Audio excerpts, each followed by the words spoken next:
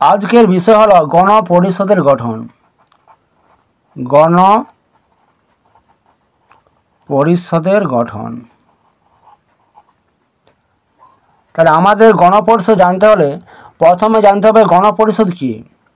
গণপরিষদ হলো জনগণের প্রতিনিধি নিয়ে গঠিত এমন একটি সংস্থা যা দেশের সংবিধান রচনা করে।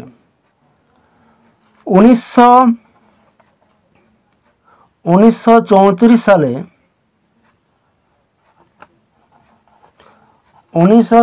সালে ভারতের জাতীয় কংগ্রেস প্রকাশ্যভাবে গণপরিষদের দাবি উত্থাপন করে এবং পরবর্তীকালে 1946 সালে ক্যাবিনেট মিশন গণপরিষদ গঠনের জন্য প্রস্তাব দেয়। তাদের প্রস্তাব ছিল চারটি।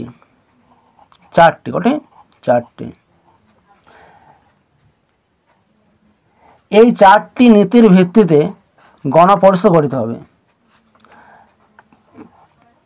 1 নম্বরে, ব্রিটিশ শাসিত প্রদেশ ও দেশীয় রাজ্যগুলি জনসংখ্যার অনুপাতে গণপরিষদের প্রতিনিধি পাঠাতে পারবে। 2 নম্বরে, গণপরিষদের সব আসন সাধারণ, মুসলমান ও শিখ এই 3 সম্প্রদায়ের মধ্যে আনুপাতিক হারে বিভক্ত হবে। 3 নম্বরে,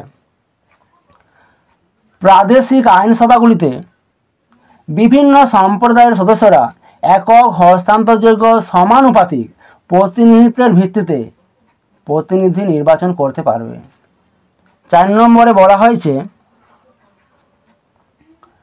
দেশীয় রাজ্যগুলির মোট 93 জন প্রতিনিধি পাঠাতে পারবে, তবে তাদের মধ্যে 50% হবে নির্বাচিত এবং বাকি 50% হবে মনোনীত। ঠিক আছে, তাই এই 4 ধরনের নীতির ভিত্তিতে গণপরিষদ গঠিত হয়। জুলাই মাসের 1946 সালে গণপরিষদের প্রথম নির্বাচন অনুষ্ঠিত হয়।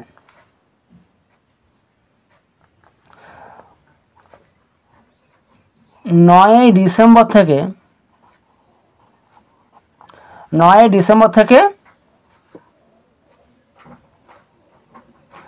23 ডিসেম্বর গণপরিষদ অধিবেশন চলে।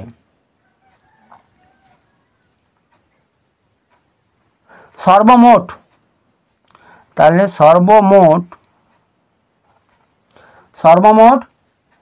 389 জন সদস্যকে নিয়ে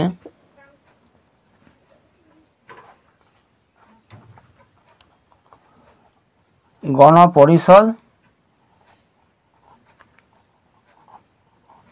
গঠিত হয়। এই 389 জন মধ্যে ছিল, এই 389 জনের মধ্যে বিভিন্ন প্রদেশ থেকে নির্বাচিত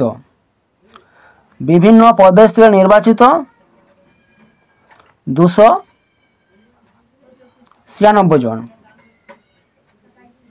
এবং দেশীয় রাজ্যগুলি থেকে মনোনীত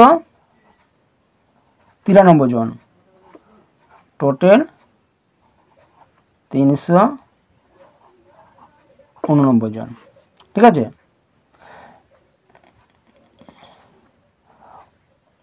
গণপরিষদ গঠনের প্রধান লক্ষ্য ছিল